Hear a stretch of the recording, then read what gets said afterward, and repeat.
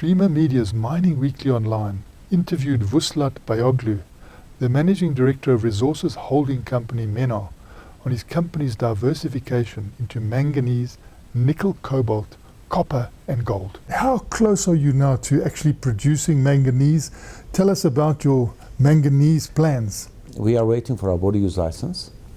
So we did, when we bought the project about a year ago, we did a lot of work on the mine planning because manganese, you have to be very careful with the qualities.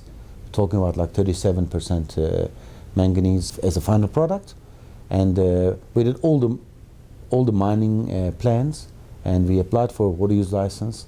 We have our environmental authorization. We bought the land, and we set up the team. Like, we fenced the property, we put a security, and we got a guy who's in charge of like day-to-day needs of the business. And we are hoping to get the water use license second quarter of next year.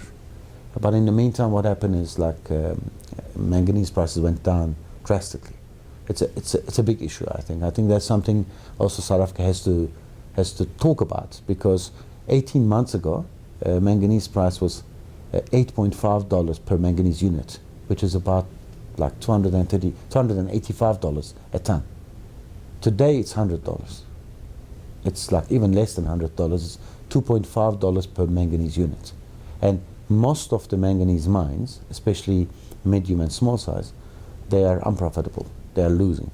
Okay, so, and they also have agreements with Transnet, because it's a take or pay agreement, so they have to move the product, and why Transnet invested in that line, but now they can't make money. And South Africa has got 80% of the resource in the world, but it's selling about 33%. There's a big discrepancy. And manganese is a critical mineral in steel making and also in battery making. So actually we can do better in manganese by like understanding the market, mining companies understanding the market, and then not flooding the market, because China is the market. I mean, that's a reality. So how do you deal with that? How do you make sure that like you don't put too much product on the market and then drop the price, because when you do that, then everybody is unprofitable and unviable, and then they have to close the mines down. So I think at some stage, maybe there will be some consolidation, maybe there will be some understanding. It depends on like whatever is not anti-competitive, it's critical. But South African manganese miners have to consider like that they cannot carry on like this, like flooding the market and then dropping the price. They have to manage China much better, like to a certain extent the iron ore producers in Australia, Rio Tinto and BHP Billiton and Vale in Brazil. However they manage China, they don't drop the iron ore prices drastically.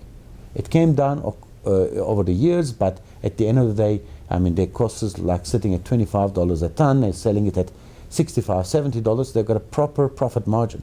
But in South Africa, like I said, 80% of the manganese resource, but why do you lose money? You have to be more innovative, and you have to be more like, you have to be much smarter to make sure that you don't lose to the consumer.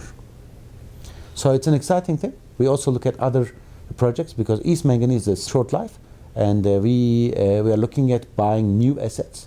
We would like to diversify into manganese, and we got a nickel cobalt project in Turkey, and we would like to diversify to other minerals, because like for instance, we are not looking at acquiring new coal deposits, and we look at some copper projects in South Africa and outside South Africa, DRC, to diversify the business, and then to dilute coal, and then look at like how we can grow our portfolio of projects into other minerals other than coal. Do you think that there is also a business proposition for people who are in coal now to get into renewable energy? I see some of the coal mines that are in renewable energy, they're in both wind and solar. Is there an opportunity there? We can do things with renewable energy in our business, because we are good at what we are doing. So we don't want to go and do something like power generation is completely different business. You don't deal with the same people at Eskom who buys your coal and who buys your power. and you got different challenges with in terms of the business. So we think that we are good at in mining. So we look at projects in mining, but we think and we know that we have to do more in terms of like making our coal mines using more renewable energy. We looked at a project in our Middelburg operation to completely use the power from solar and power the mine with the renewable energy, because more or less in that operation that we have, we use about 3 MVA, so 3 megawatt, and 3 megawatt means like almost $3 million investment. But the issue that we saw is we're gonna use a lot of space, one, and in some areas it's a lot of farming involved, and it's not easily like the land is not available. It's not like Northern Cape, because there's irrigated land and there's some dry land, but I mean mostly land is either dry land or irrigated land, which is valuable. So you can't really put the solar panels in a cost-effective way because the land is expensive. And then secondly, we couldn't really solve the problem of what's going to happen during the night. Because during the day it's okay, you can run the plant. And also, Martin, the critical thing is you need continuous energy, consistent and continuous energy. Otherwise, it affects the business. But in certain areas, like for instance, running a weighbridge with solar panel, it's doable. And maybe, like because we are in Manganese now, we got land in Northern Cape, we might consider like putting solar panels in Northern Cape, and then having a wheeling agreement with Eskom, getting the power in Middelburg or Delmas or Bronkhorstspruit. So these are the things that we are discussing among ourselves and saying like, okay, what can we do to make our mines using renewable energy?